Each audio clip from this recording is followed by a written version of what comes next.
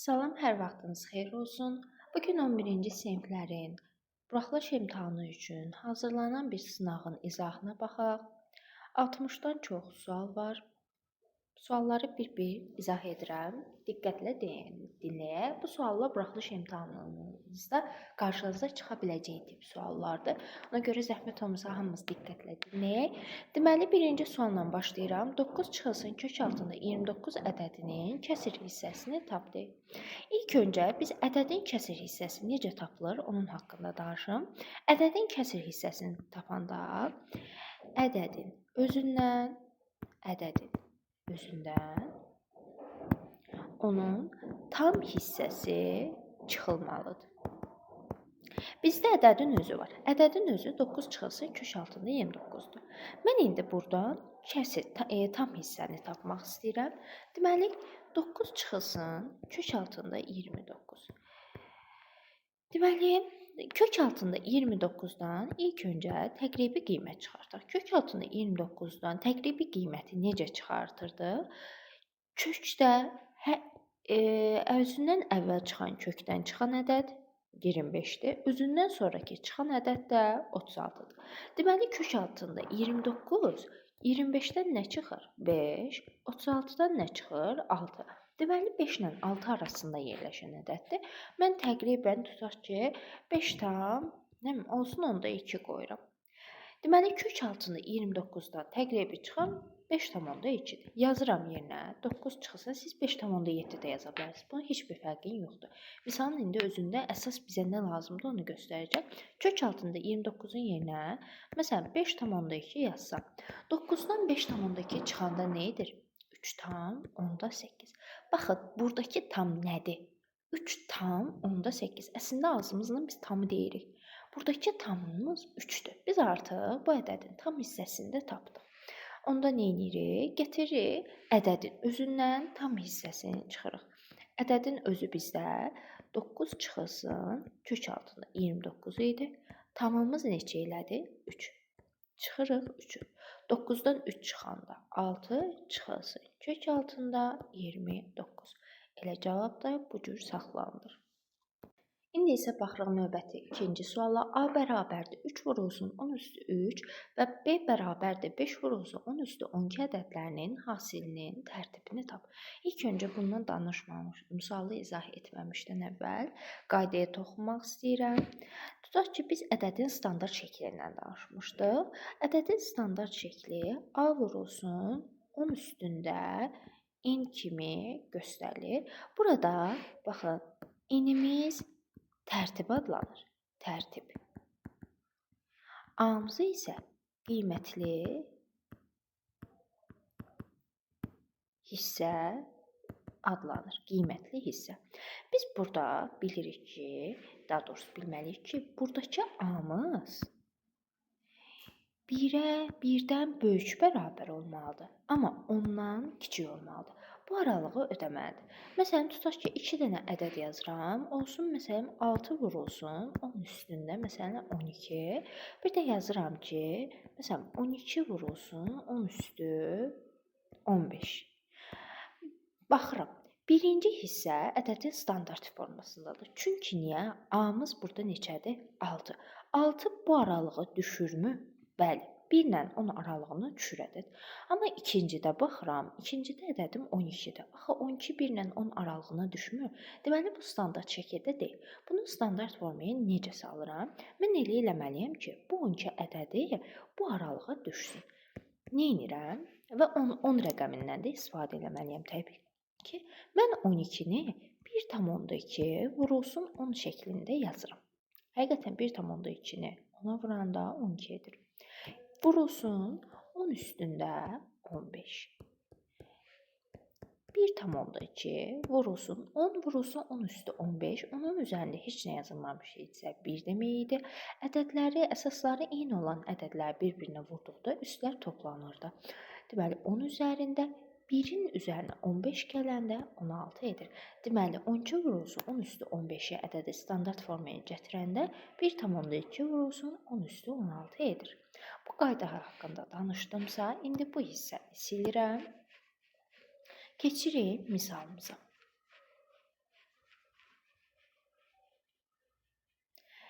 İndi misallara baxaq. Deyir ki, verilmiş ədədlərin hasilinin tərtibini tap. İlk öncə hasil deyirsə, bu ədədlərin vurulmasından danışılır. Bu ədədləri vuranda A-nın yerinə 3 vurulsun 10 üstü 3, vurulsun B-imizdə 5 vurulsun 10 üstü 12-dir.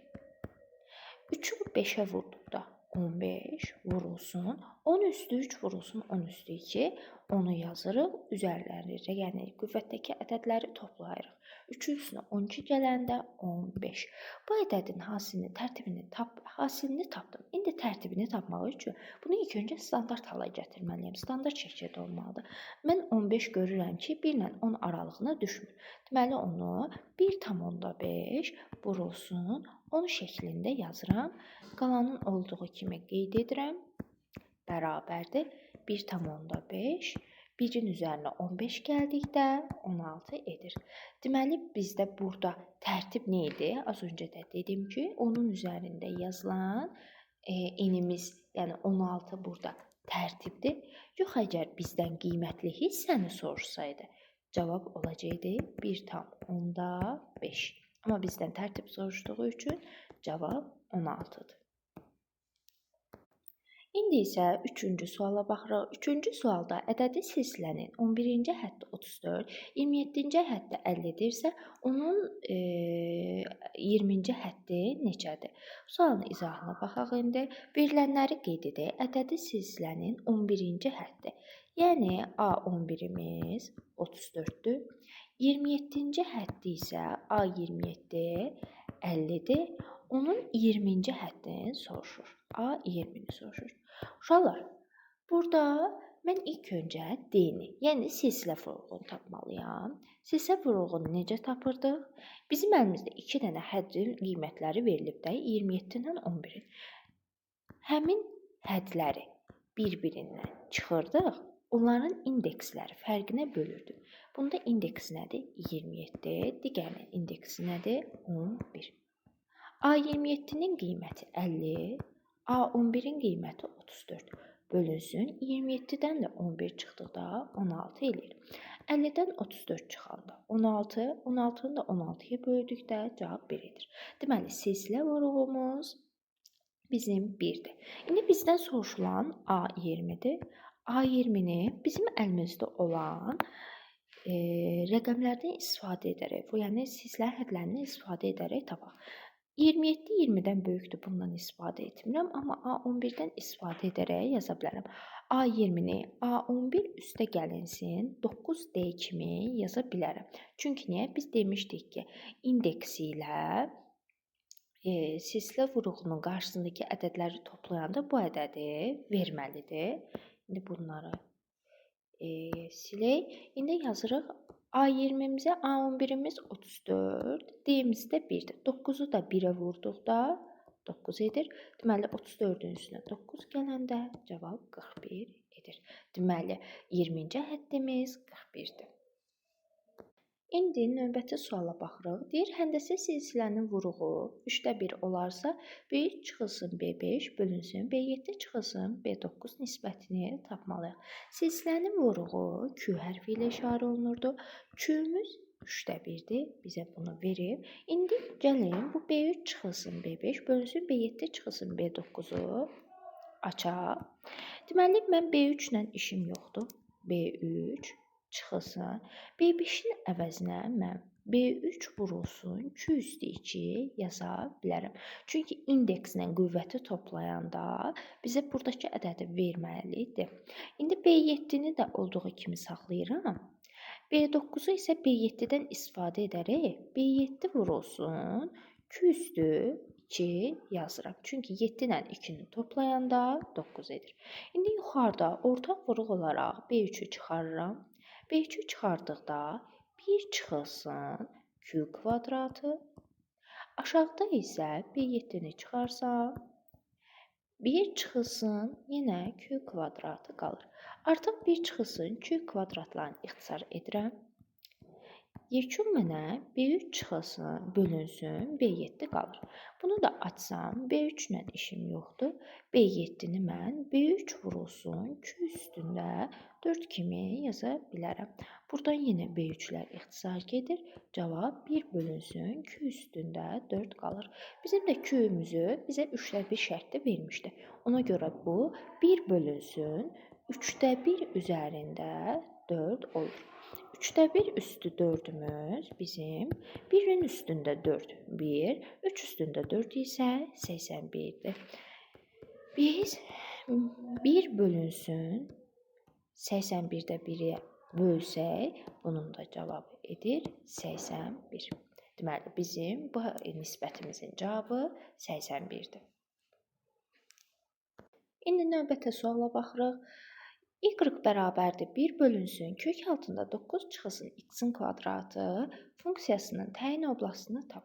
Təyin oblastı uşaqlar x-in ala biləcəyi qiymətləri soruşur. X-imiz burada məxrəcdədir. Yəni məxrəcdəki ifadədə kökün altındadır. Əgər kökün altının təkcə mən yazsaydım, belə yazardım ki, biz bilirik ki, kökün altındakı ifadə mənfi ola bilməz. Sıfırdan böyük bərabər olmalıdır. Bu nüansı bilirəm, amma baxıram ki, 9 çıxılsın x-in kvadratı məxrəcdədir. Axı biz bilirik, məxrəcdəki ifadəmiz sıfıra bərabər olsa, bu ifadəmiz mənasız olar. Ona görə biz bunu sıfıra bərabərlik şərtin ləğv eləyirik ki, məxrəcimiz sıfıra bərabər ola bilməz. İndi misalın həllindən davam edirik. Mən burada hər tərəfi mənfiyə vururam ki, işarələrimi, yəni bildiyimiz müxtəsər vurma düsturuna gətirim. X-in kvadratının işarəsi yuxarıda mənfidir, onu mənfiyə vursam olur müsbət. 9-un işarəsi yuxarıda müsbətdir, onu mənfiyə vursam mən olur mənfi 9. Mənfiyə də vurduğum üçün, baxın hər tərəfi mənfiyə vurduğum üçün işarəni də əksinə dəyişirəm. Olur kiçikdir 0-dan. X kvadratı çıxılsın 9-un müxtəsər vurma düsturu ilə açıram. X çıxılsın 3, x üstə gələnsin 3 kiçikdir 0-dan. Mötərizələrin için 0-a çevirən ədədləri tapıram. Bu mötərizədə 3-dür. Bu mötərizədə isə -3-dür. Yəni 0-a bərabər edib oradan x-ları tapırıq. Daha sonra ədəd oxu çəkirik. Həmin ədədləri qeyd edirik. -3 və 3. İntervallar üsuluna ayırırıq. İndi qiymətlər veririk. Sağ tərəfdə 3-dən böyük hissədə istənilən bir ədədi götürək. Məsələn 5. Mən gətirib 5-i bu ifadədə, yəni bu ifadədə yerlərinə qoyuram. 5-dən 3 çıxdıqda 2 müsbət ədəddir. 5-in üzərinə 3 gəldikdə müsbət ədədidir. Müsbət ədədi müsbətə vurduqda cavab müsbət edir. Deməli, bu hissə müsbət. -3 və 0 aralığından istənilən bir qiyməti götürürəm. Məsələn, 0. 0-dan -3 çıxanda mənfi, 0-ın üstünə 3 gələndə müsbət. Mənfi ədədi müsbətə vurduqda cavab mənfidir. Deməli, bura mənfidir. -3-dən kiçik bir ədədi götürürəm. Məsələn, olsun -5. -5-dən -3 çıxdıqda -8, cavab mənfidir. -5-in üzərinə 3 gəldikdə isə cavab edir -2. Mənfi, yəni. Mənfini mənfiyə vurduqda isə cavab müsbət edir. İndi burada bizdən nələri istəyir? 0-dan kiçikləri. 0-dan kiçiklər, yəni mənfi ədədləri soruşur. Mənfi ödəndiyi aralıq hansıdır? -3-dən 3-ə qədər. Yox, əgər bizdən müsbətləri sorsaydı, onda olacaqdı cavab mənfi sonsuzluqdan -3-ə qədər birləşmə 3-dən müsbət sonsuzluğa. Yəni, hansı intervallar müsbət idisə, onların cavablarını götürəcəkdik.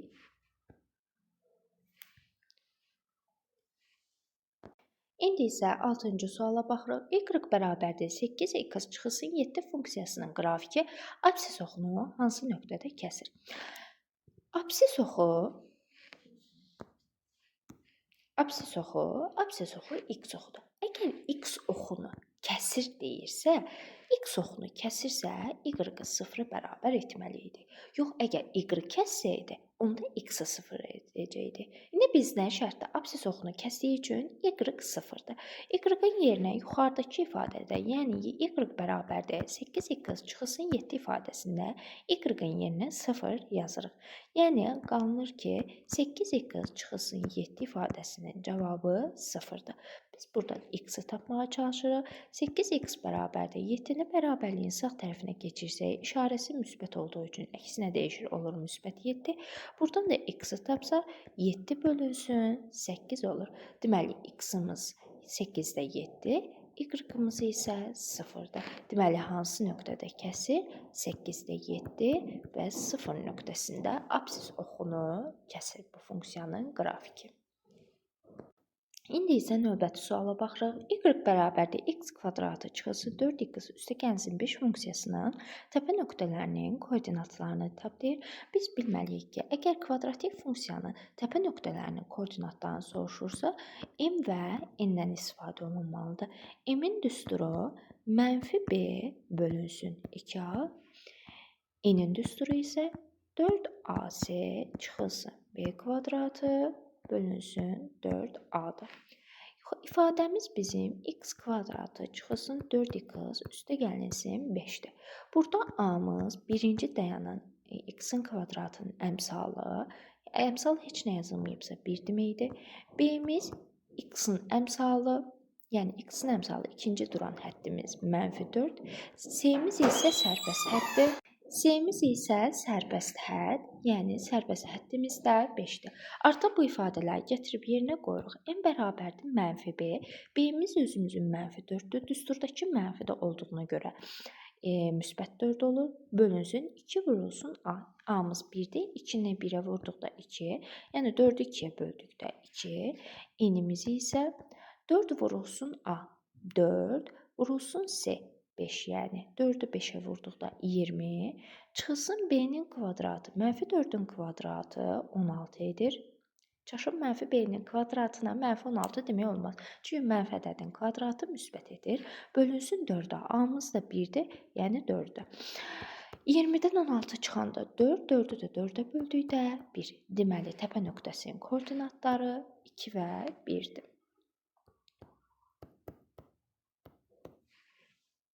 İndi növbəti suala baxırıq. 8-ci sual. Deyir, hansı funksiyanın qrafiki koordinat başlanğıcına nəzərən y bərabərdir 5x kvadratı çıxılsın 13x üstəgəlsin 4 funksiyasının qrafikinə simmetrikdir. Baxın, şərtdə deyir ki, koordinat başlanğıcına nəzərən simmetrikdir. Biz bilirik ki, koordinat başlanğıcına nəzərən simmetrik deyirsə, koordinatlarımızın işarələrin əksinə dəyişməliyik. Deməli, mən harada x, y görəcəmsə, x-in yerinə -x, y-ın yerinə isə -y yazacağam. Bizim ifadəmiz y bərabərdir 5x kvadratı çıxılsın 13x üstəgəlsin 4-dür. Deməli, y-ların yerinə -y, x-ların yerinə isə -x yazırıq. Y-ın yerinə -y yazsam, -y bərabərdir. -x-in, hətta bunu açıq aydın yazım, x-in yerinə -x yazırıq. N kvadratı çıxılsın 13 vurulsun, x-in yerinə -x üstəgəlsin 4. -y bərabərdir. -x-in kvadratı ilə x-in kvadratı eləyir. Yəni 5x kvadratı. Mənfi burada, bir dənə də mənfi burada. Üstəgəlinsin 13-ü x-ə vurduqda 13x üstəgəlinsin 4. Biz y-ı tapmaq üçün hər tərəfi mənfiyə vursam, hər tərəfi mənfiyə vururam. Mənfi y-ı mənfiyə vurduqda y, yəni mənfiyə vuranda hər bir ifadənin işarəsinin qiyməti əksinə dəyişir. Y bərabərdir -5x kvadratı çıxılsın 13x çıxılsın 4. Deməli, biz artıq cavabı tapdıq ki, bu funksiyanın qrafikinə bu funksiya simmetrik olar. Yəni simmetrik deyirsə, x-in yerinə -x, y-ın yerinə isə -y yazırıq. İndi növbəti suala baxırıq. Y bərabərdir 3x çıxılsın 4 və y bərabərdir 5x üstəgəlsin 4 funksiyalarının qrafiklərinin kəsişmə nöqtəsini tap deyir. Biz bilirik ki, funksiyaların qrafikləri əgər kəsişirsə, biz həmin funksiyaları bir-birinə bərabər etməliyik. Yəni 3x çıxılsın 4 bərabər olmalıdır 5x üstəgəlsin 4-ə. X-ları bir tərəfə yığıram. 3x çıxılsın 5x bərabərdir 4. Üstə gəlinsin 4 olacaq. 3x-dan 5x çıxanda mənfi 2x. 4-ün üzərinə 4 gəldikdə 8. Buradan x-i də tapsaq 8-i mənfi 2-yə bölsək edir mənfi 4. Artıq x-i mənfi 4 tapmışıq. İstənilən ifadədə, yəni istənilən funksiyada gətirib x-in yerinə mənfi 4 taparaq y-i tapa bilərik. Yəni fərqi yoxdur. İstəyirsən birincidə, istəyirsən ikincidə qoy, yenə də eyni cavabları alacaqsan. Y bərabərdir mən 3x çıxılsın 4-də gətirib x-in yerinə mənfi 4 qoyuram. Y bərabərdir 3 vurulsun x-in yerinə mənfi 4 çıxılsın 4. 3-ü mənfi 4-ə vurduqda mənfi 12 çıxılsın 4, o da edir mənfi 16. Deməli, kəsişmə nöqtələrini biz tapdıq ki, x-i mənfi 4-dür, y-i isə mənfi 16-dır. Həmişə də yazılanda birinci x yazılır, sonra da y yazılır. Bunu da İndi isə 10-cu sualla davam edirik. 10-cu sualda f(x) bərabərdir kökün altında x kvadratı çıxılsın 2x çıxılsın 3 funksiyasının təyin oblastını tap deyir. Təyin oblastı yenə də deyirik, x-in ala biləcəyi qiymətlərə deyilirdi. Deməli, biz indi burada kökün altında bir ifadə görürük. Kökün altındakı ifadə biz bilirik ki, sıfırdan böyük bərabər olmalıdır. Yəni, kökün altındakı ifadə mənfi ola bilməz. Ona görə biz kökün altındakı ifadəni sıfırdan böyük bərabər edib bu bərabərsizliyi həll etməliyik. Buradan diskriminantla istifadə etsək, burada diskriminantdan istifadə etməmiş A-nı, B-ni göstərim. A, x-in kvadratının əmsalına deyilir. X-in kvadratı əmsalı yoxdursa, yəni 1 deməkdir. B-miz x-in əmsalı, yəni mənfi 2. C-miz isə sərbəst hədd, yəni mənfi 3-dür. Diskriminant bərabərdir B kvadratı çıxılsın 4AC.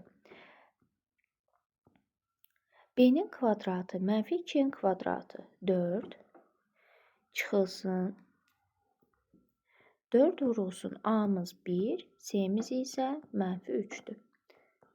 4, 4-ü 1-ə vurduqda, yəni mənfi 4-ü 1-ə vurduqda mənfi 4, mənfi 4-ü mənfi 3-ə vurduqda 2 mənfi vurulduqda müsbət 12. 4-ün üzərinə 12 gəldikdə 16, 16-dan da kökdən 4 çıxır. İndi isə köklərimizi tapırıq. x1 bərabərdir. Düsturumuz mənfi b plus minus x1, x2, yəni kök altında d bölünsün 2a-dır. Mənfi b-miz, yəni b-miz mənfi 2, düsturun özündəki mənfi müsbət 2 plus minus d-miz 4 bölünsün 2a. 2-ni də 1-ə vurduqda 2. 2-nin üzərinə 4 gəldikdə 6, 6-nı 2-yə böldükdə 3, 2-dən 4 çıxdıqda mənfi 2, mənfi 2-ni 2-yə böldükdə mənfi 1. Deməli, biz artıq kökləri tapmışıqsa, onu x çıxılsın 3, əks işarələri ilə yazırıq və x üstə gəlinsin 1, böyük bərabər olmalıdır 0-dan. Ədəd oxu çəkirik. Ədəd oxunda biz həmin kökləri qeyd edirik. Mənfi 1 və içlərini də qaralayırıq və 3. İntervallar üsulu ilə bunu həll edirik. 3-dən müsbət sonsuzluğa doğru bir ədəd götürürük. Məsələn, 4. 4-ü gətirib, buradakı bərabərsizlikdə yerinə qoyuruq. 4-də 3 çıxanda 1, yəni müsbətdir. 4-ün üzərinə 1 gəldikdə isə 5, yəni müsbətdir. Müsbəti müsbətə vurduqda cavabımız müsbət alınır. Ardıcıl şəkildə bu mənfi, bu isə müsbətdir. Bizdən istənilən sıfırdan böyük bərabərlərdir. Yəni sıfırdan böyüklər müsbət ədəd deməkdir. Müsbət aralıq burada mənfi sonsuzluqdan mənfi 1-ə qədər birləşmə 3-dən müsbət sonsuzluğa qədər davam edir. Deməli, cavabımız mənfi 1-dən, mənfi sonsuzluqdan mənfi 1-ə, birləşmə 3-dən müsbət sonsuzluğa. İndi isə 11-ci suala baxırıq. 11-ci sualda bizə y bərabərdir x kvadratı çıxılsın 4 bölünsün x kvadratı üstə gəlsin 2 funksiyasının qrafiki verilmişdir. A nöqtəsinin koordinatlarını tapmağı bizdən istəyir. Deməli, uşaqlar, burada nəyə baxırıq? A nöqtəsinin koordinatlarına. A nöqtəsi hansı oxu kəsib? X oxun.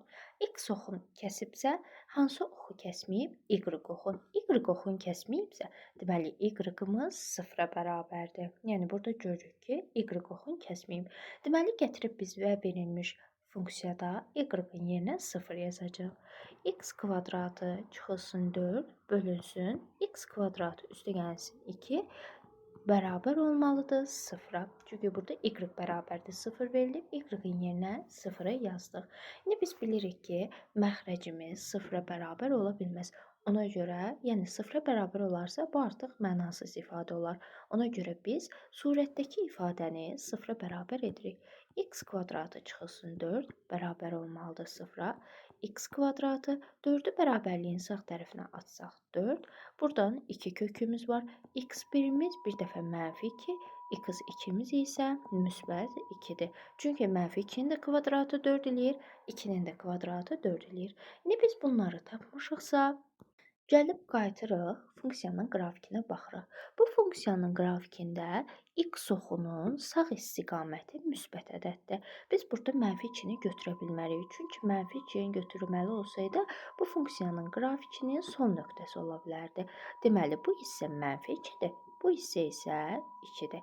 Deməli, bizim koordinatlarımız A nöqtəsinin koordinatları x-i 2, y isə 0-dır. Həmişə də unutmayın, birinci yazılanda x-in koordinatı, ikinci yazılanda isə y-ın koordinatı yazılır. Deməli, A nöqtəsinin koordinatları 2 və 0-dır. İndi isə 11-ci suala baxırıq. 11-ci sualda bizə belə bir sual verilmişdir. Yəni, fx bərabərdir 4x üstə gəlsin 1, x-dən 0-dan kiçik olanda və -x kub üstə gəlsin 5, x-i 0-dan böyük bərabər olarsa, mürəkkəb funksiyadır. Bu ifadəni tapmalıyıq. Deməli, uşaqlar, bu cür sual görəndə nədir? Baxın, ilk öncə biz mürəkkəb funksiyanı f2-ni tapmağımızı istəyir. Deməli, uşaqlar, biz ilk öncə içəridəki ifadədən başlayırıq. İçəridən f2-ni tapmağa. f2 uşaqlar, baxıram, x-ın burada necə ədəddir? Müsbət ədəddir. Düzdür? Onda baxın, bu iki aralığa baxırsınız. Bu iki aralıqda hansı ifadə müsbəti göstərir? Bəli, təbii ki, bu ifadə x-i 0-dan böyük bərabər olsun. Deməli, x-in yerinə, harada x görürəmsə bu ifadədə, onların yerinə 2 yazacağım. Deməli, olur, bizim ifadəmiz -x kubu üzərinə gəlinsin 5-dir. Yəni, bizdə 2-miz müsbət ədəd olduğu üçün bu aralığı götürdük. Yox, əgər mənfi ədəd olsaydı, mən onda kiçik bərabərdir 0 aralığını götürəcəkdim. İndi x-ların yerinə 2 yazırıq. -2-nin kubu üzərinə gəlinsin 5. -2-nin kubu -8, üzərinə də 5 gəldikdə -3. Deməli, biz f2 ifadəsinin cavabını -3 tapdıq. Baxın, artıq f2-nin cavabı -3-dür. Deməli, mən indi f2-nin yerinə -3 yazsam, bu ifadənin qiymətini tapmalıyam. Baxın, -3-dür artıq. -3 0-dan kiçik ədəddir də. Onda artıq bu ifadədə gətirib yerinə qoyacaq. Yəni, 4x üstə gəlinsin 1-də. Harada x görürəmsə, yerinə -3 yazacağım.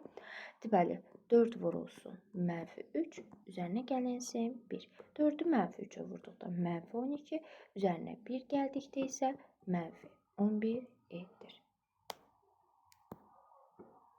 İndi isə 11-ci suala baxırıq. Bizə fx bərabərdir x kvadratı çıxılsın 4x üstə gəlinsin 5 funksiyasının qiymətlər çoxluğunu tap deyir. Burada biz baxırıq. Əgər a-mız müsbət ədəddirsə, a-mız yəni x-in kvadratının qarşısındakı əmsal nəzərdə tutulur. Orada heç nə yazılmayıbsa 1 deməkdir. Bir də müsbət ədəddir. O zaman qiymətlər çoxluğunun düsturu n-dən müsbət sonsuzluğadır. N-in biz burada qiymətini tapmalıyıq.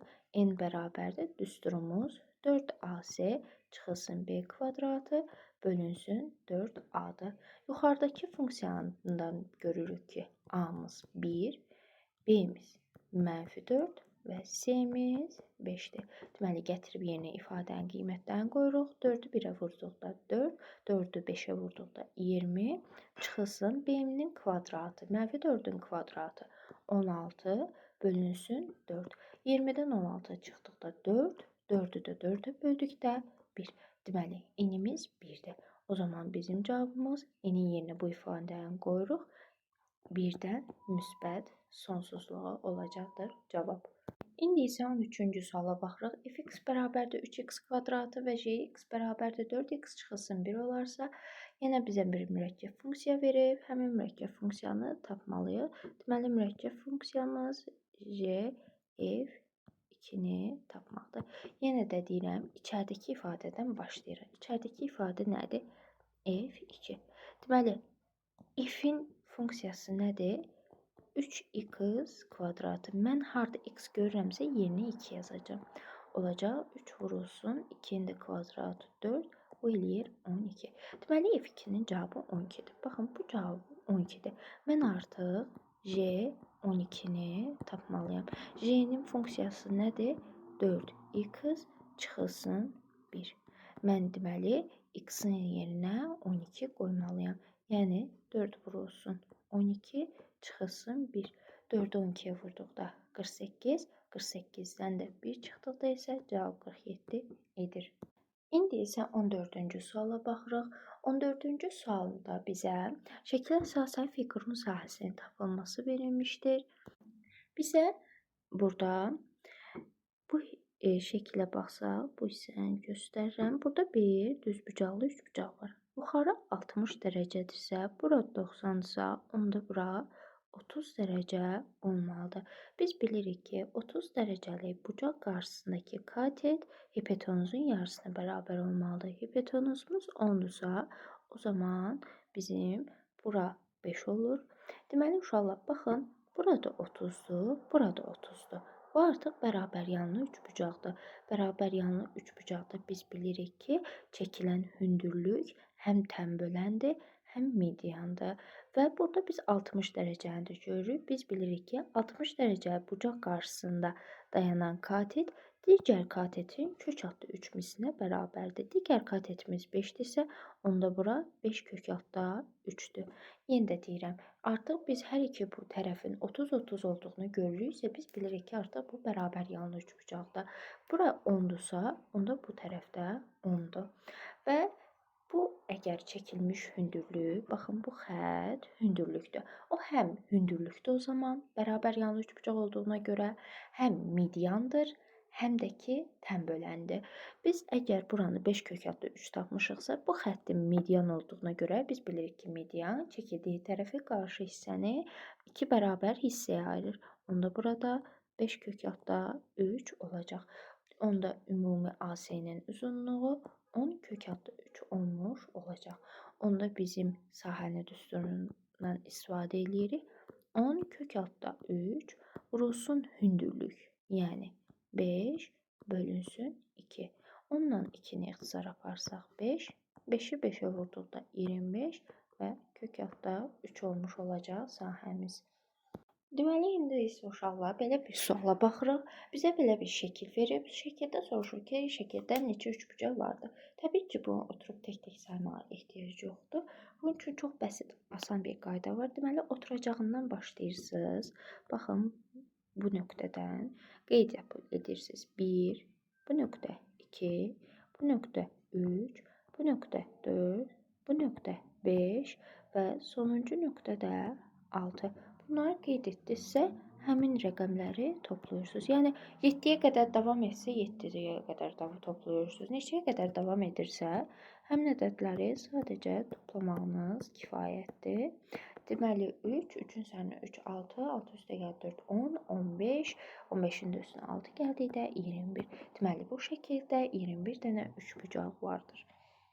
Deməli indi 16-cı suala baxırıq. 16-cı sualda hipotenuzu 34 cm olan və katetlərindən biri 30 cm olan düzbucaqlı üçbucağın daxilinə çəkilmiş çevrənin radiusunu tap deyir. Deməli ilk öncə düzbucaqlı üçbucaqsa bir düzbucaqlı üçbucaq çəkək. Düzbucaqlı üçbucağın hipotenuzu 34 və katetlərindən biri 30 olarsa, deməli katetlərindən birini 30 götürürük. Deyir ki, üçbucağın daxilinə çəkilmiş çevrənin radiusunu tapın. Deməli bu üçbucağın daxilinə bir çevrə çəkilmişdir. Həmin çevrəni radiusunu tapmalıyıq biz. İlk öncə biz digər kateti tapa bilərik. Digər katetimiz biz bir A hərfi ilə işarə etsək, onda biz yazırıq ki, 30-un kvadratı, yəni katetlərin kvadratları cəmi 30 kvadratı üzərinə gəlsin A-nın kvadratı bərabər olmalıdır hipotenuzun kvadratına. 34-ün kvadratı. Biz buradan A-nın kvadratını tapsaq, o zaman 34-ün kvadratı 30-u bərabərliyin sağına atsaq, çıxılsın 30-un kvadratı. Təbii ki, bu boyda ədədləri götürüb kvadratı yüksəltib bir-birinə çıxmaya ehtiyac yoxdur. Bizim müxtəsər vurma düsturumuz var. A kvadratı bərabərdir 34 çıxılsın 30 və 34 üzərinə gəlinsin 30. A-nın kvadratı bərabərdir 34-dən 30 çıxdıqda 4, 34-ün üzərinə 30 gəldikdə isə 64 edir. Onda bizim A kvadratımız 4 vurulsun 64-dürsə, A-mız kök altında 4 vurulsun 64 edir. O zaman burada A-mız 4-dən kökdən 2 çıxır, 64-dən isə 8 çıxır. 2-ni də 8-ə vurduqda isə 16 edir. Deməli, bizim digər katetimiz 16 tapdıq. 16 tapdıqsa, artıq bizdən çevrənin radiusunu soruşur. Özdə daxilinə çəkilmiş çevrəni. Biz bilməliyik ki, düzbucaqlı üçbucaqda düzbucaqlı üçbucağın daxilinə çəkilmiş çevrənin radiusu onun katetləri cəmindən hipotenuzu çıxıb 2-yə bölməklə tapılır. Bizim artıq katetlərimiz əlimizdə var. 30 üzərinə gəlinsin 16 çıxılsın 34 bölünsün 2. Deməli, 30-un üzərinə 16 gəldikdə 46, 46-dan 34 çıxdıqda 12, 12-ni də 2-yə böldükdə isə 6 edir. Deməli, daxilinə çəkilmiş çevrənin radiusu 6 idi. İndi isə uşaqlar belə bir sual baxaq. Deməli, düzbucaqlı üçbucaq təpəsindən, burada düzbucaq işarəsi var, təpəsindən bir hündürlük çəkilmişdir. Oradakı x-in uzunluğunu soruşur. Biz bilirik ki, düzbucaqlı üçbucağın təpəsindən çıxan hündürlüyün kvadratı onu qarşı tərəfdə ayırdığı iki hissənin hasilinə bərabər. Düsturumuz h kvadratı bərabərdir n vurulsun n. Burada bizim şəkildə görürük ki, hündürlüyümüz 8. 8-in kvadratı bərabərdir. Yəni onun ayırdığı parçalar 16 vurulsun digər parça isə x-dir. 8-in kvadratı 64 bərabərdir 16 vurulsun x. Biz buradan x-i tapanda 64-ü 16-ya böldükdə 4 edir. Deməli, x-in uzunluğu 4 idi. İndi isə 18-ci suala baxırıq. Çevrəyə aid bir sualdır. Bizə bucaq A-nı 35 verib, bizdən BOC-ni soruşur. İlk öncə bizə bucaq A-nı 35 dərəcə vermişdisə, onda ilk öncə uşaqlar bir şey göstərim ki, baxın, burada O nöqtəsindən A nöqtəsinə qədər olan məsafədə radiusdur.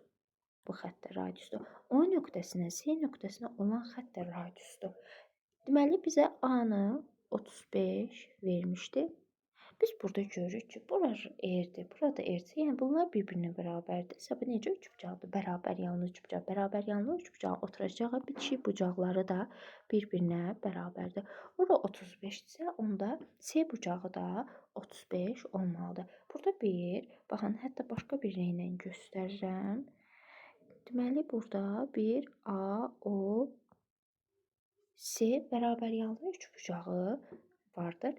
Bizdən BOC-ni istəyir. BOC, yəni baxın, BOC, yəni bu bucağı istəyir. Burada üçbucağın xaricində yerləşən bir bucağı istəyir. Biz bilirik ki, bir qaydamız var ki, üçbucağın ona qonşu olmayan daxili bucaqla xarici bucağı ona qonşu olmayan iki daxili bucağın cəminə bərabərdir. Yəni, buradakı xarici bucaq qonşu olmayan bucaqlar nədir? 35, 35. Onların cəminə bərabərdir. Yəni, 35 üzərinə gəlsin. 35, 70 edir. Yəni, bizim BOC bucağımız 70 dərəcədir. Yəni, yenə də təkrar edirəm. Üçbucağın xarici bucağı ona qonşu olmayan iki daxili bucağın cəminə bərabərdir. Bizim üçbucağımız bu şəkildə idi. Bura 35, bura 35 idi. Bizdən soruşulan hissə baxın uşaqlar buraydı da. Buna qonşu olmayan iki bucağın cəminə bərabərdir. Bu qaydanı yadınızdan çıxarmayın. İndi növbəti 19-cu suala baxırıq. Bizə A nöqtəsinin koordinatları -4, 3, nöqtəsindən keçən və mərkəzi 1, 5 nöqtəsində olan çevrənin tənliyini göstərir. Yəni, indi biz çevrənin tənliyini xatırlayaq. Çevrənin tənliyi x çıxılsın a-nın kvadratı üzərinə gəlsin, y çıxılsın b-nin kvadratı bərabərdir r-in kvadratıdır. Burada olan A və B nöqtələri çevrənin mərkəzinin koordinatlarıdır. Çevrənin mərkəzi koordinatlarıdır. Deməli, bizə nöqtələr verib, mərkəzi nöqtələrini də verib. Sadəcə biz onları gətirib, yerinə qoyub, radiusun kvadratını tapmalıyıq. Deməli, uşaqlar, x-in yerinə, burada görürük x-imiz -4, y-ımız isə 3-dür. Yazırıq, -4 çıxılsın a-mız bizim mərkəzin koordinatları da 1 ilə 5 verir. Deməli, a-mız 1-dir, b-miz də 5-dir. -4 çıxılsın 1 kvadratı üzərinə gəlsin, y-ımız 3-dür, çıxılsın 5, b-miz 5-dir kvadratı bərabərdir radiusun kvadratına. Deməli, -4-dən -1 çıxanda -5-in kvadratı 25, üzərinə gəlinsin, 3-dən 5 çıxdıqda -2, -2-nin də kvadratı 4. Deməli, 25 üstə gəlsin 4, 29. Deməli, bizim radiusumuzun kvadratı 29-a bərabərdir. Biz indi çevrənin tənliyini yazmalıyıq. Çevrənin tənliyində mərkəzin koordinatlarını yazıram. Deməli, x çıxılsın 1, mərkəzimiz a-mız 1 idi, b-miz də 5. X çıxılsın 1-in kvadratı, üzərinə gəlinsin, y üstə gəlinsin. Daha doğrusu bizim düsturumuzda mənfidir. Biz niyə üstə gəlmə yazırıq? Deməli, çünki uşaqlar baxın, yəni düsturumuz bu şəkildədir. X çıxılsın a-mız 1, b-miz də 5-dir. Onda y çıxılsın 5-in kvadratı bərabərdir. Radiusun kvadratını da tapdıq 29. Cavabımız budur. İndi isə 20-ci suala baxırıq. Deyir, radiusu 6 sm olan dairənin 120 dərəcəlik mərkəzi bucağına uyğun sektorun sahəsini tap. Uşaqlar, ilk öncə bir çevrə çəkib. Çevrənin radiusu bizə 6 sm verilmişdir. Baxın, bu radiusumuz 6-dır. Deyir, dairənin 120 dərəcə mərkəzi bucağına. Mərkəzi bucaq radiuslar arasında qalan bucaq idi. Ora 6-dırsa, o zaman bu radiusumuz da 6-dır. Bizə deyir, bura 120 dərəcədir. Bizə deyir, sektorun sahəsini tapın. Sektor, elə bir ki, uşaqlar, baxın, bu hissənin bizdən bir pizzadır, pizzanın dilimini soruşur. Deməli, bizim sektorumuzun sahə düsturu pi r kvadratı alfa bölünsün 360 dərəcədir. Gətirib verilənləri yerinə qoyuruq. Pi vurulsun r-in kvadratı, radiusumuz 6-dır, kvadratı 36, alfamız 120'dir, yəni bucağımız 120 bölünsün 360'dır. 360 ilə 120'ni ixtisar aparırıq, burada 3 qalır. 3 ilə 36'nı ixtisar aparsaq, yuxarıda da qalır 12. Deməli, cavabımız 12-ni də pi-yə vurduqda 12 pi.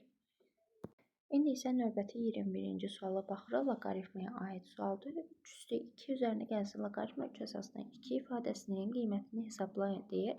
Deməli, uşaqlar, biz demişdik ki, əgər toplamadsa, deməli, onlar arasında vurma yazaraq yazmalıyıq. Deməli, ayırıram. 3-ün kvadratı vurulsun 3 üstü loqaritma 3 əsasdan 2. 3-ün kvadratı 9'dur. Biz bilirik ki, 3, 3 bunlar ixtisar gedir. 2 qalır. Deməli, 9 vurulsun 2. Cavab 18 edir. İndi isə uşaqlar belə bir 22-ci suala baxırıq. Deyir, loqaritma x əsasına x bölünsün y bərabərdir 5 olarsa, loqaritma x əsasından y-ı hesabla deyir. Deməli, uşaqlar, biz loqaritma dərsindən bilirik ki, loqaritma a əsasdan b-nin cavabı x isə biz bunu belə yaza bilərdik ki, yəni, baxın, a üstündə x, o zaman buradakı B-yə bərabərdir. Bunu mütləq şəkildə yadınızda saxlayın.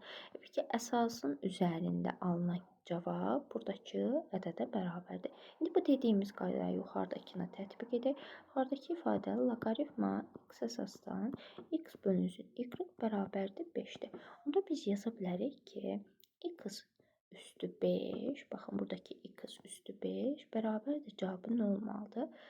X bölünsün y-a. Mən burada neynirəm? Görürəm ki, mən uşaqlar misalı köçürəndə bir səhvə yol vermişəm. Onu anındacan düzəltim. Bu x bölünsün y yox. Göstərir. Şərtdə y bölünsün x-də. İndicə bunu düzəltdik. Buradakı ifadələri də düzəltdik. Y bölünsün x yazaq. Yəni misalımızda qeyri-adi şeylər alınmasın.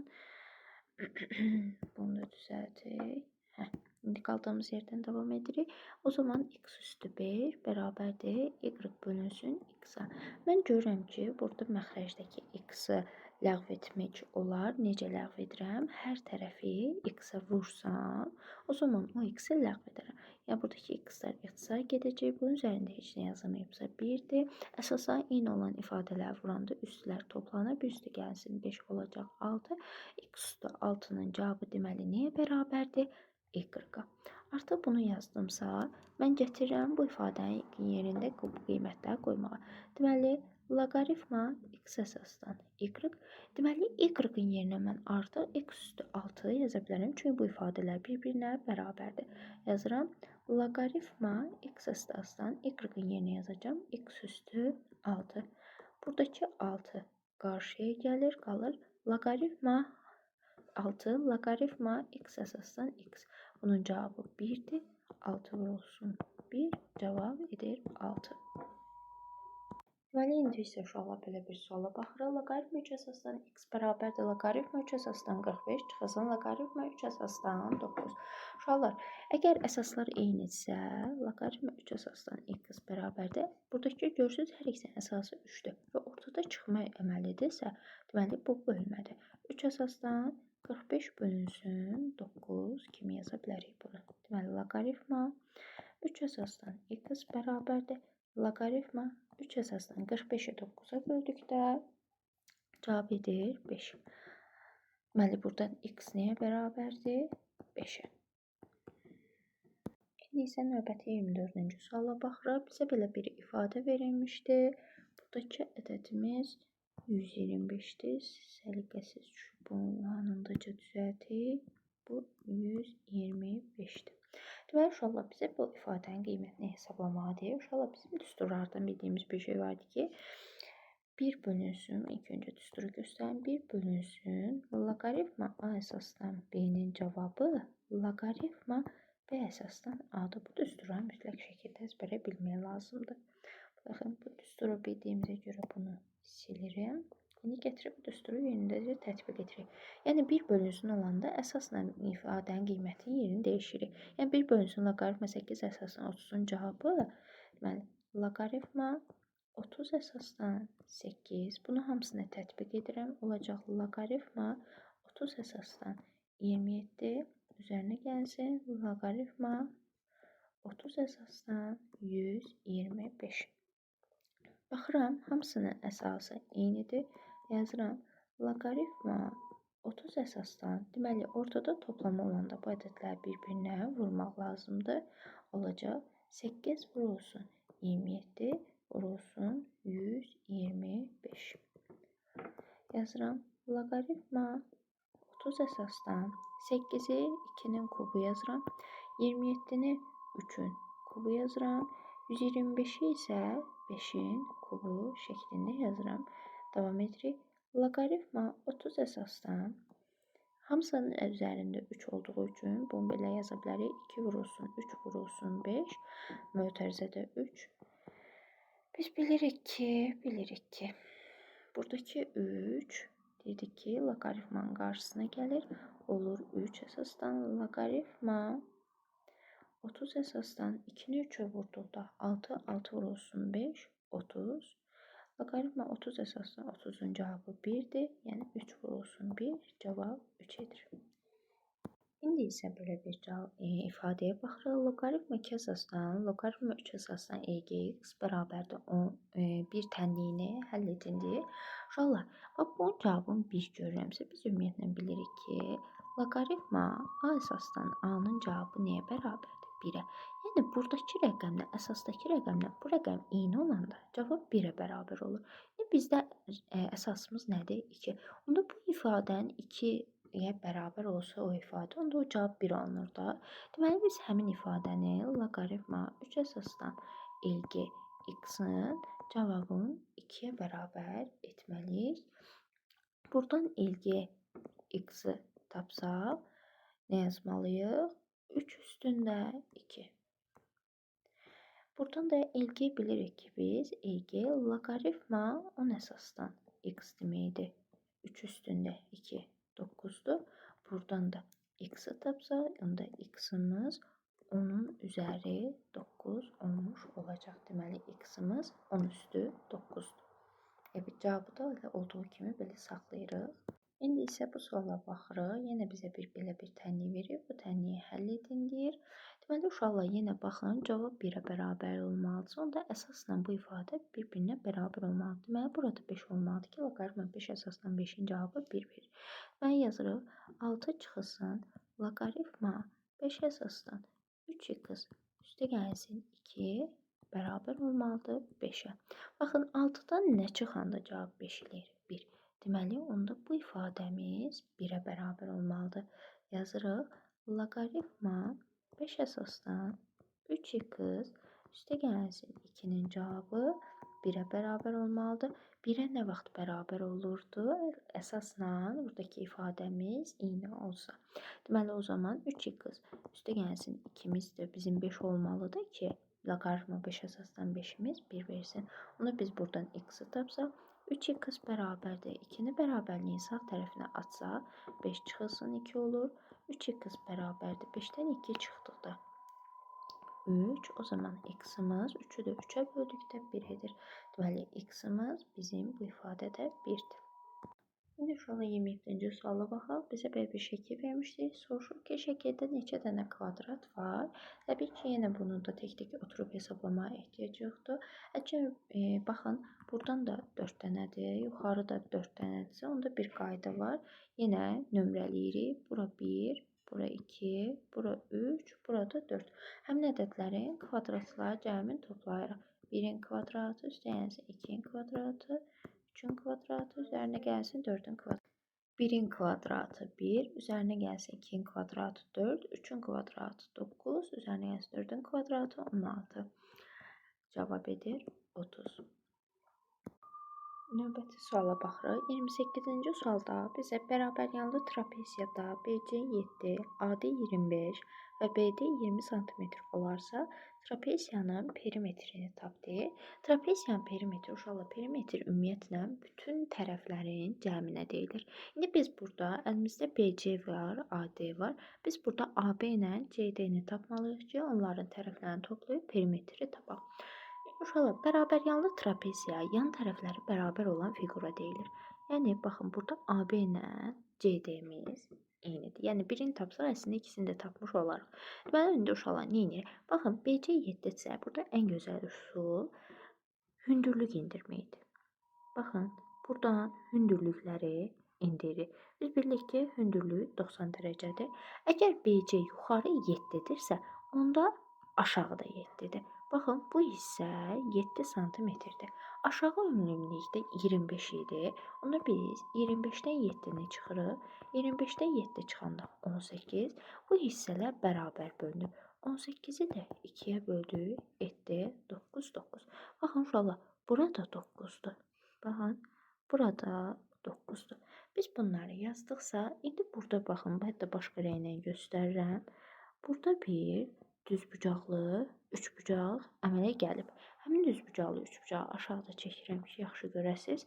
Deməli, bura B-dir, bura D-dir. Deməli, BD-ni bizə onsuz da şərtlə 20 vermişdi. Biz aşağıdan, yəni kateti, baxın, 7 7 bu hissə, 9 da bura. 7-nin üstünə 9 gəldi, elədi 16. Biz buradan hündürlüyü artıq tapa bilərik hipotenuz teoreminə görə. 20-nin kvadratı 400 bərabərdir. Buranı hündürlük ilə adlandırsaq, h-ın kvadratı üstə yazsa 16-nın da kvadratı 256. Buradan h-ın kvadratını tapanda 400-dən 256-nı çıxsaq 144, onda h-ımız edir 12. Deməli bizim hündürlüyümüz 12-dir. Gətirib 12-ni yazsaq burada. Baxın indi. Burada yenə bir düzbucaqlı üçbucaq var. Onu da qeyd edirəm. Baxın, yenə katetlər verilib. Biz AB-ni hipotenuzu tapa bilərik. Baxın, həmin şəkildə aşağıda tezdən yazıram. Bura 12-dir. Bura 9-sa, mən buranı yenə Pifaqor teoremindən tapa bilərəm.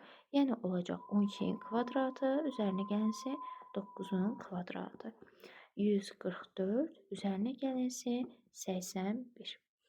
O da edir 225. 225-dən də kökdən 15 çıxır. Deməli, baxın uşaqlar, bu hissə 15-dir. Bura 15-dirsə, bura 15. O zaman CD də 15-dir. Çünki bərabər yanlı trapeziyadır. Artıq bütün tərəfləri tapdıqda biz burada perimetri artıq tapmaq asandır. Bu hissəni silək, yerimiz qalmadı. Deməli, o zaman onda bizim perimetrimiz olacaq. Bütün tərəflərin cəmi 15 üzərinə gəlsə 15. Ümumi aşağını bizə onsuz da 25 vermişdi. Üzərinə gəlinsin 7. 30, 30-un üzərinə 25, 55, 55-in də üstünə 7 gəldikdə 62. Deməli, perimetrimiz 62 santimetrdir. İndi isə belə bir məsələyə baxırıq. Deyək, katerin çayın axın istiqamətindəki sürəti axına qarşı sürətindən 1,5 dəfə çoxdur. Çayın sürəti hər yerdə 3 km/saat olarsa, katerin çayın axın istiqamətindəki sürətini tap. Ümumiyyətlə, bu çayın axın istiqamətindəki və yaxud da axına qarşı məsələsini başa düşək. Baxın, axın istiqamətində deyirsə, çayın bir axın sürəti olur da, yəni axın hissəsi olur ki, bir istiqamətdə axır. Məsələn, baxın, bu çaydır. Çay bu istiqamətdə axırsa, əgər katerdir, bu da katerdir. Çayın axın istiqamətində deyirsə, əgər katerdə bu tərəfə doğru gedirsə, yəni ikisi də eyni istiqamətdədirsə, bu olur katerin çayın axın istiqaməti. Yox, əgər axına qarşı deyirsə, baxın, bu çayımızdır. Çayın axın istiqaməti sağ tərəfdə. Məsələn, katerimiz axına qarşı, yəni əks istiqamətdə hərəkət edirsə, ona deyirik ki, axına qarşıdır.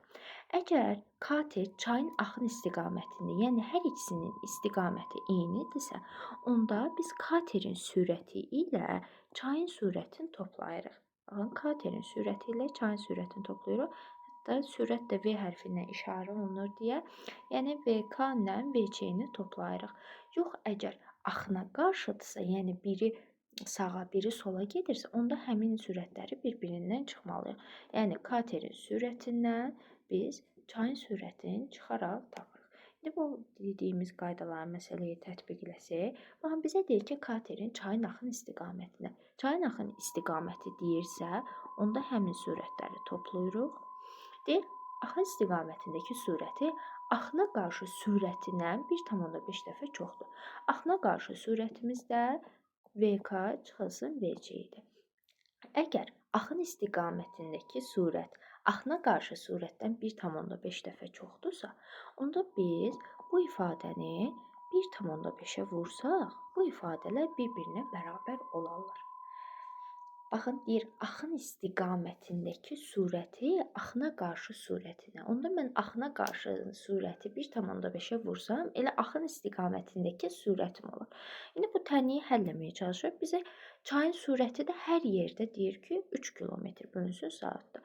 Deməli, harda çay görürəmsə, onun yerinə 3 yazacağım. Baxın, V çayların yerinə, burada çaşıb hər ikisinə K yazmışıq. Bunda deməli, V çayların yerinə 3 yazacaq. Deməli, məsələmizi quraq. VK üstə gəlinsin 3 bərabərdir 1,5 vurulsun. VK çıxılsın 3. Vurub bu ifadələri açaq. Deməli, VK üstə gəlinsin 3. 1,5-i VK-ya vurduqda 1,5 VK çıxılsın. 1,5-i də 3-ə vurduqda 4,5 edir. Deməli, indi VK-ları bir tərəfə gətirək. ədədləri bir tərəfə. Deməli, ədədləri ilk öncə yağ bu tərəfə, mənfilərimiz əmələ gəlməsin. 3, 4,5-i bərabərliyin sol tərəfinə atırıqsa, işarəsinin əksinə dəyişirik. Misalda mənfidirsə, olur müsbət 4,5 bərabərdir 1,5 VK. VK-nı, buradakı VK-nı da bərabərliyin sağına atanda qarşısına heç nə işarə yazılmayıbsa müsbət deməkdir. Yerin dəyişirəmsə əksinə də olur. Olur 1,5 VK-dan bir dənə VK çıxanda o da edir 0,5 VK. 3-ün üzərinə 4,5 gəldikdə 7,5 bərabərdir 0,5 VK. Burada katerin sürətini tapanda 7,5-i 0,5-ə bölməliyik. Yəni VK-mız 7,5-də 0,5-ə böləndə cavabımız edir 15. Deməli, mən katerin sürətini tapdım. Katerin sürəti 15-dir. Amma məndə şərtdə nə istəyir? Mənə desəydi ki, katerin sürətini tap, cavabım 15 idi. Məndən soruşur ki, katerin çayın axın istiqamətindəki sürətini tap. Axı, axın istiqamətindəki sürətdə az öncə dedim, axı toplayırıq. Deməli, VK-nı tapmışam 15.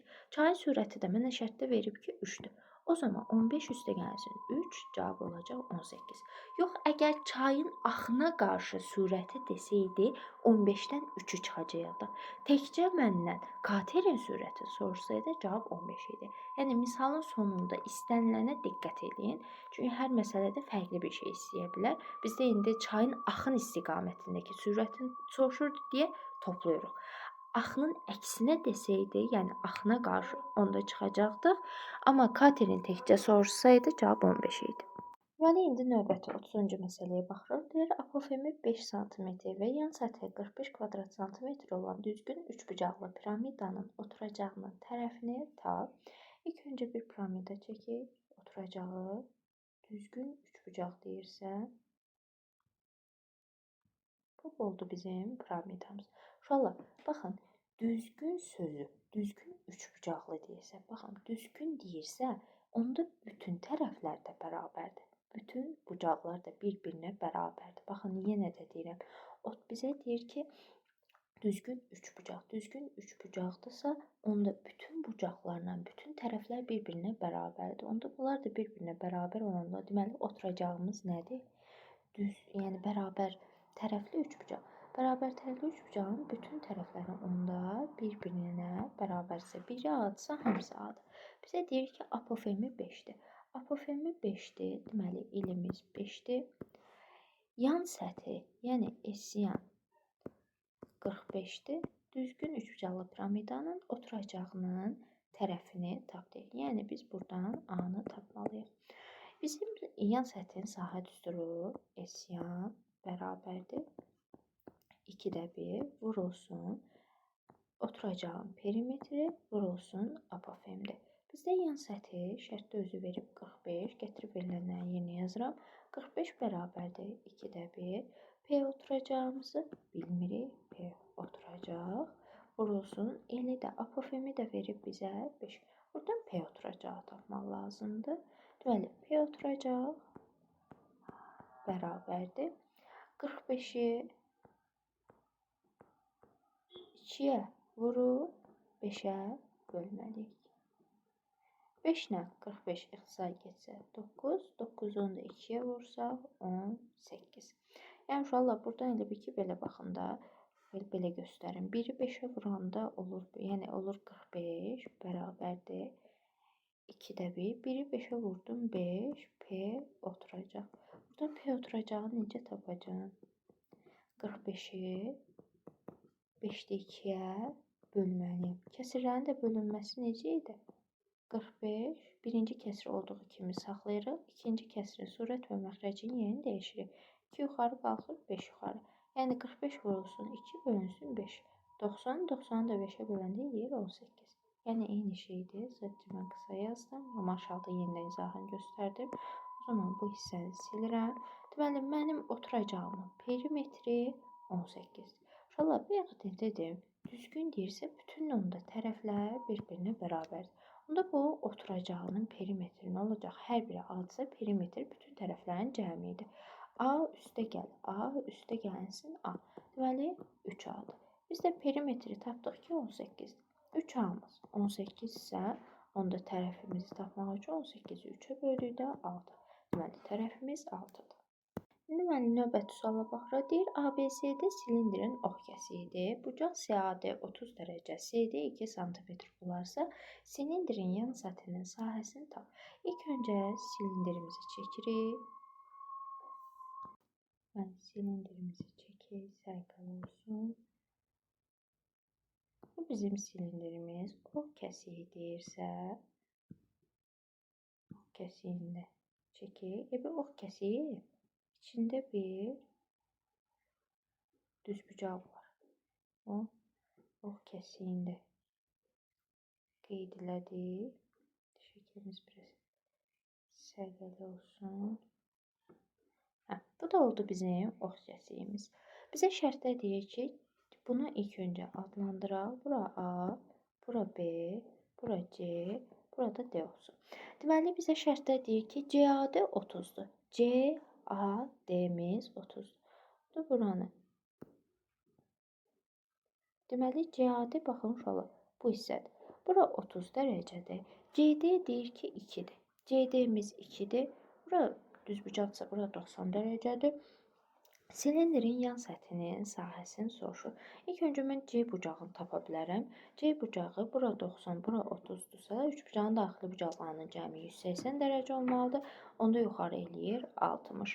Biz bilirik ki, 30 dərəcəli bucaq qarşısındakı katet hipotenuzun yarısına bərabər olmalıdır. Bura onda 2-dirsə, hipotenuzumuz 4 olmalıdır ki, 4-ün yarısı 2 eləyir. Biz də bilirik ki, 60 dərəcəli bucaq qarşısındakı katet digər katetin kök altda 3 mislinə bərabərdir. Onda bizim AD-miz də 2 kök altda 3-dür. Baxın uşaqlar, indi bizdən silindrin yan səthinin sahəsini istəyir. Onda S-yanımızın düsturunu ilk öncə bilməliyik. Silindrin yan səthinin sahəsi 2πr-h-dır. Bizim əlimizdə h var, yəni h-mızı görürəm ki, CD-miz 2-dir. Radiusu tapmalıyam. Uşaqlar, bu silindrin oturacağı nədir? Dairə. Baxın, bu dairə bütün 2 kök altda 3-sə diametrdə, onda radius diametrin yarısına bərabərdir. 2 kök altda 3-ü mən 2-yə bölsəm, qalır kök altda 3. Deməli, radiusum kök altda 3-dür.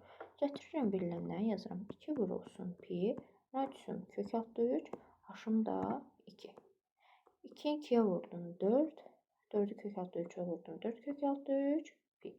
Cavab 4 kök altda 3 pi'dir. Deməli, 32-ci sualda kubun həcmi 8 kub metrdir. Onun səthinin sahəsini soruşur. Səthinin sahəsi, yəni yan səthinin sahəsindən söhbət gedir.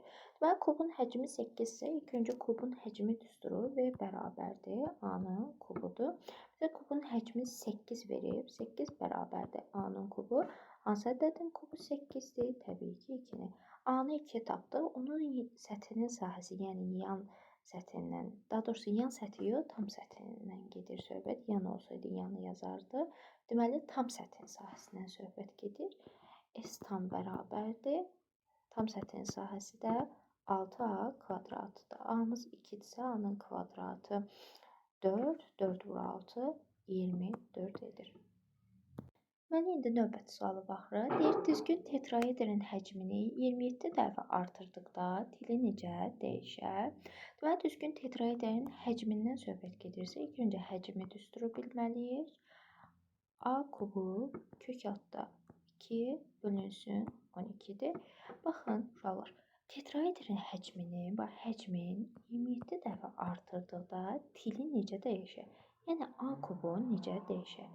Yəni, uşaqlar, İfadə əgər kəsrin surətindədirsə, bu düz mütənasibdir. Yox, əgər A-nın kubu məxrəcdə olsaydı, onda tərs mütənasib olacaqdı. Deməli, uşaqlar, tetraedrin həcmini 27 dəfə artırdıqda til necə dəyişər? A-nın kubun hansı ədədin kubu 27-dir? 3-ün. Deməli, 3'ü tapdım.